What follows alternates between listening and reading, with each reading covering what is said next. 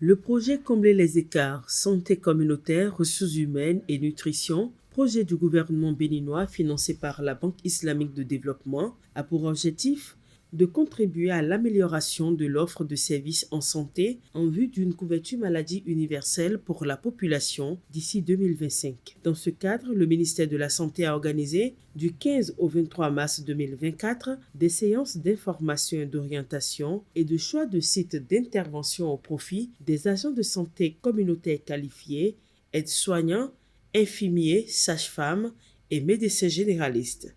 L'objectif de cette séance d'information et d'orientation est de faire choisir les sites d'intervention aux ressources humaines en santé recrutés sur le projet LLF à l'issue du test du 9 décembre 2023. L'objectif spécifique du projet est de rendre accessibles les services de santé de façon permanente à toute la population à travers le renforcement du système de santé communautaire, la disponibilité des ressources humaines de qualité en santé et des services de nutrition. De même, de renforcer le système de prévention des maladies et épidémies à travers l'organisation de la surveillance épidémiologique depuis le niveau communautaire, la recherche et la gestion adaptative. Ce projet comprend 4 composantes. La composante 1 porte sur la prestation de services de soins de qualité et comporte 2 sous-composantes. La sous-composante 1, parlant de santé communautaire, avec le recrutement et le déploiement des relais communautaires et des agents de santé communautaire. La sous-composante 2 porte sur les ressources humaines à santé. Le projet se propose de recruter 1400 ressources humaines à santé, dont 100 médecins par an pendant 4 ans, 50 infirmiers par an pendant 4 ans, 50 sages-femmes par an pendant 4 ans, et enfin vous, 150 aides-soignants par an pendant 4 ans. La sous-composante 2 porte sur la nutrition. La composante 3 porte sur la surveillance, l'appui au système de gestion des données, et la composante 4 sur la gestion du projet. Ministère de la Santé, le gouvernement du Bénin a pour vision la mise en place d'un système de santé performant offrant des soins de qualité équitables et accessibles à toute la population béninoise. On remarque à ce jour qu'il y a un gap en agents de santé et les statistiques montrent que nous avons 7,7 agents de santé pour 10 000 habitants, contre une recommandation de l'OMS qui est de 25 agents de santé pour 10 000 habitants. À ce gap s'ajoute une répartition inégale de 16 agents de santé concentrés au niveau des grandes villes. Donc le projet LLF vise l'amélioration de l'offre de services en santé en vue d'une couverture maladie universelle pour la population d'ici 2025. C'est un projet d'une durée de 5 ans et nous sommes à la 2e année de mise en œuvre. Le projet est au niveau du secrétariat exécutif du CNLSTP. Le budget global du projet est de 30 milliards environ, avec comme source de financement la Banque islamique de développement et les donateurs du LLF et une contrepartie du budget national.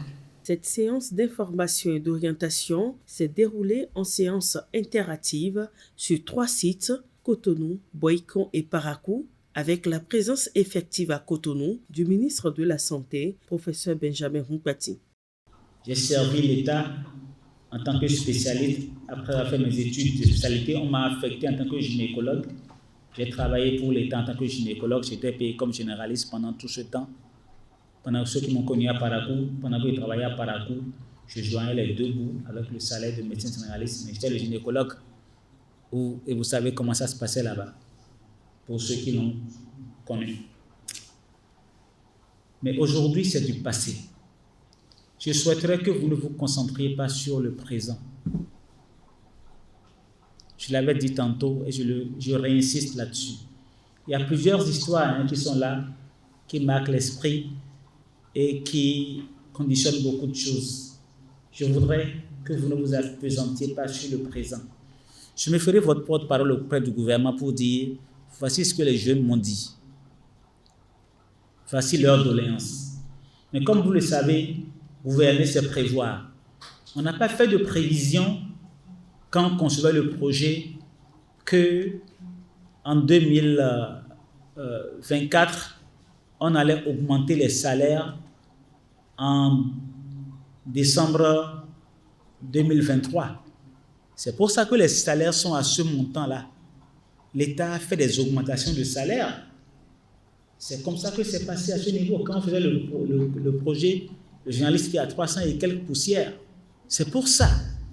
Est-ce que c'est un tort à l'État à un moment de se dire je vais augmenter les salaires, mais avoir conçu un projet innovant avec l'accompagnement des partenaires? Je pense que c'est non. C'est pour ça que je vous dis oui, je me ferai le porte-parole, mais ça ne garantit pas que derrière, il y aura gain de cause.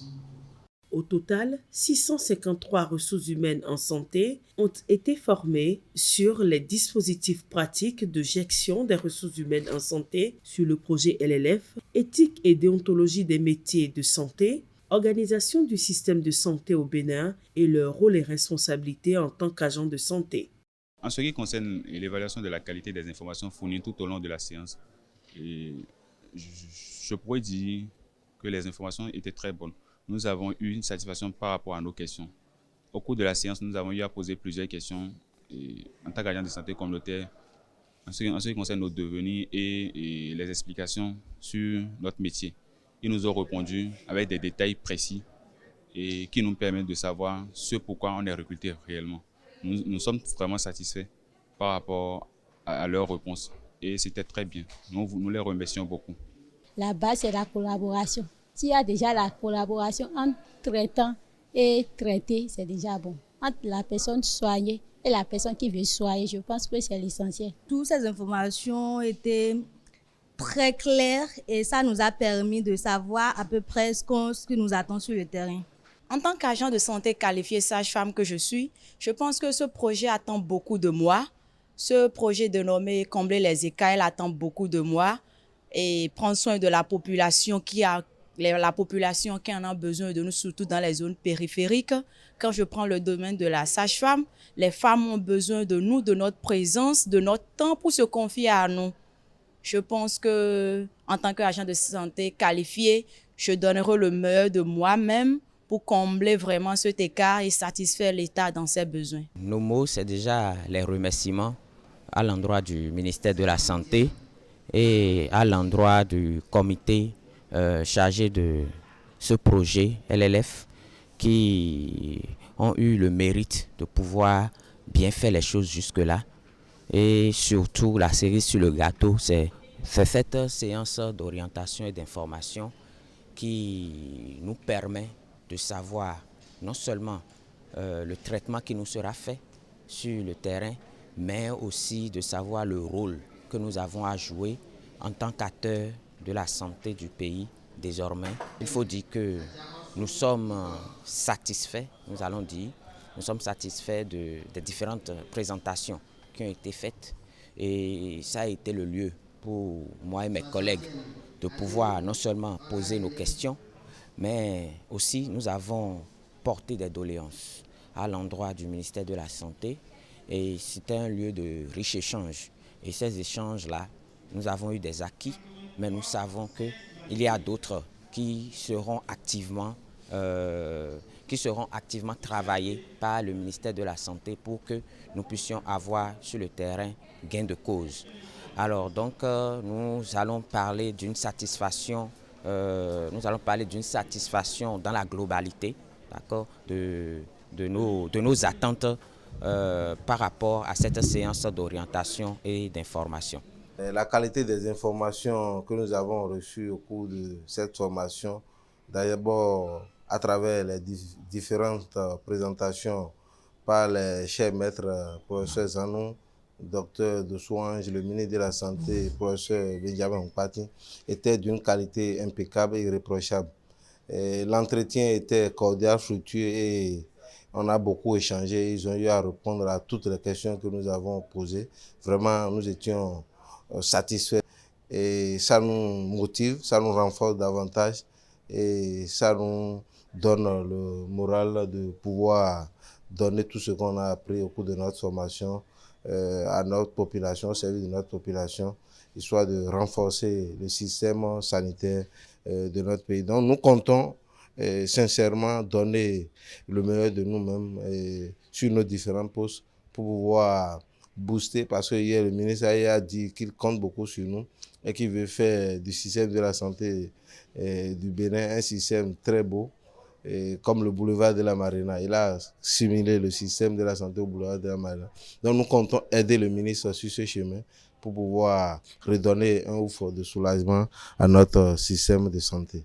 Prêts à être déployés sur le terrain, ces ressources humaines en santé sont désormais qualifiées et outillées à contribuer efficacement aux soins de santé primaire et à l'instauration de la couverture sanitaire universelle.